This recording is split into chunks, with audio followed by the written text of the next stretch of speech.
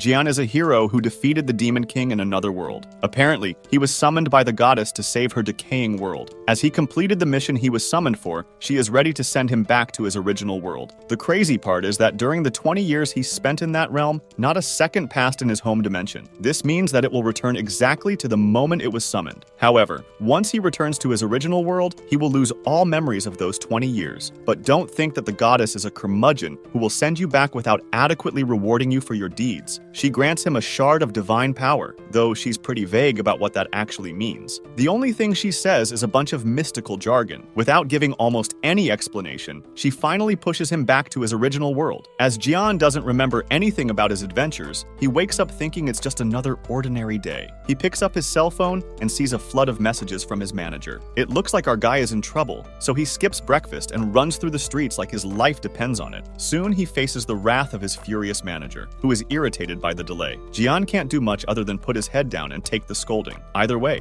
he returns to work disillusioned, like any corporate slave. This job clearly isn't cutting it, especially when he's struggling to pay his back rent. He needs to find a way to get several jobs just to support himself. If only I had woken up sooner, everything could have been different. Just as he was thinking this, the script kicks in and a system window flashes a message in front of him. He unlocked a unique and broken trait known as Skillmaster. Yes, Jian has finally awakened. Now here's a little context about this awakening thing. Awakened people like Jian are called users. It's been 5 years since augmented reality, like something out of a fantasy novel, began to take over the world. With fields appearing across Earth, the world began to revolve around the new resources coming from them. Users are given the power to conquer and explore fields dominated by monsters. Even simple tasks in these fields can earn you enough money to survive. That's why everyone wants to be a user professionally. Sure, it's a risky life, stepping into the unknown, but the rewards are tempting. There's more honey than danger out there. Of course, not all users reach the top. Some awaken with unique traits of the highest level from the beginning, while others are not so lucky. At the top of the food chain is the world's #1 user, Muhammad Al. He was the first to reach level 70 and possesses a unique SS grade trait called Dragon Speech. One day, Muhammad Al published a video on his official YouTube channel. The title caught attention, and people clicked in droves. The video showed an insane display of power that no one could take their eyes off of. This kind of magic is every magician's dream. Anyone who has ever read a fantasy novel would recognize. The spell used by Muhammad is called Meteor Shower, a destructive force capable of annihilating countless lives in an instant. Everyone who watched was speechless. No one imagined that they would see such magnificent power. The field that Muhammad destroyed in seconds was an A-grade field. Even at level 70, it is almost impossible to face an A-rank field alone. The meteors obliterated everything in their path, including monsters that could easily destroy a city. The pure power left everyone stunned. But what shocked viewers even more was the final part of the video, where Muhammad issued an open challenge to all users. The skill he used, SS grade Royal Meteors, was so powerful that he promised to hand over a rare artifact, the Elemental Ring, to whoever could display magic more spectacular than his. The Elemental Ring is the only publicly known SS grade artifact, and is the ultimate relic that everyone dreams of possessing. In a cafe, 2 users were talking about the challenge. They were disappointed because Muhammad had set the bar so high that it seemed impossible to overcome it. The woman was just irritated, thinking the challenge was a trap. Who would have an SS grade trait? And even if he did, he would never get the Elemental Ring without Muhammad personally approving the person's strength. Given the standard he set, the guy clearly had no intention of handing over the ring. It was just for show. The video of the challenge spread like wildfire and became the hottest topic in all the news. Muhammad's challenge seemed like an impossible feat that no one could overcome until our boy showed up. While Jian was on the field, he casually snapped his fingers, and immediately, meteors began to fall from the sky, engulfing everything in flames. The meteor shower was so devastating that literally everything was obliterated. After causing such destruction, Jian just gave him a thumbs up, silently thanking Muhammad Al for showing such an incredible skill. Naturally, everyone watching was completely dumbfounded. Keyboard warriors from across the country flooded the comments section, reacting to the tragic defeat Muhammad Al had just suffered. The biggest question on everyone's mind was, who the hell is this guy? And about unique abilities. When users awaken, they typically receive a unique ability. This ability essentially increases the effects of certain skills, and is often compared to a class in a game. Some of the most well-known unique abilities revealed to the world are Dragon Speech, which is at the top. This ability helps a wizard become more powerful than a dragon. The second is Miracle, an ability capable of granting healing powers, even reviving the dead. Then comes Regeneration, transformation, which turns someone into an unstoppable tank, capable of regenerating lost limbs. Finally, we have Lethal Strike, which transforms the user into a warrior capable of defeating any enemy. But here's the twist. There is no mention anywhere of a skill called Skillmaster, which is exactly what Jian just awakened to. After much research online, he barely found any information about her. When evaluating unique skills, the first criterion to look at is degree. In general, the higher the grade, the better the effects and the greater the number of sub-skills. Grades range from F to double SS. When Jian checked his ability, he discovered that it was of unknown X grade. Then he looked at his attributes, which were, to say the least, disappointing. Naturally, he was frustrated to see how low they were. You know, a high-grade skill should come with attribute boosts, so it's quite strange that Jian's attributes were so low. Very few people receive such poor attributes with a high-grade skill. He checked his sub-skills. So far, there were only 2. Another disappointment, as he expected more. At this point, Jian was completely confused, with no concrete details about his ability. But it looks like he was about to get some explanation. The next system notification gave you a tutorial mission: copy a skill. Upon activating this skill, he would gain 20 skill points, SP. But there was a catch. The copied skills would be automatically deleted at midnight. Well, this quest panel was unexpected. Even more surprising was the fact that to copy someone's skill, he would have to go out into the fields, watch the users in action. And with his horrible attributes, this seemed like a suicide mission. Still, he didn't have much of a choice. I needed to find a skill to copy and complete the mission. Then an idea sparked in his mind. He remembered Muhammad Al, who had demonstrated the Meteor Rain skill. As soon as he watched that broadcast, the system displayed all the juicy details of the skill. When the system invited him to copy it, Jian was shocked. He didn't expect to be able to copy a skill just by watching a video in the comfort of home. And so, Jian ended up appearing on all TV channels after winning that open challenge. Seeing his face in the news, Muhammad smiles. His secretary, however, isn't so sure whether it was a good idea to hand over the elemental ring in this way. It seems that Muhammad is not too concerned about the ring itself. He is more fascinated by the fact that the skill he obtained weeks ago is now being used by someone else. The secretary argues that there are many skills similar to Meteor Shower, but Muhammad highlights the coincidence.